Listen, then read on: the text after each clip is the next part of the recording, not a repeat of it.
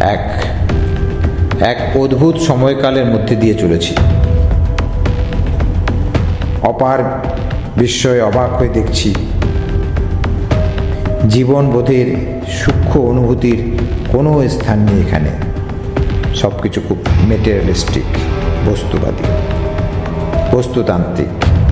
সব কিছুর একটা ফিজিক্যাল রেজাল্ট চাই, একটা ফল চাই যেটা চোখে দেখা যায়, একটা অনুভূতি চাই যেটা হাত দিয়ে বোঝা যায়।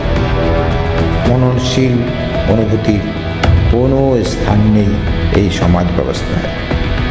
এই বেঁচে থাকা শুধু শরীর নিয়েই বেঁচে থাকা। আমার তো মনে হয়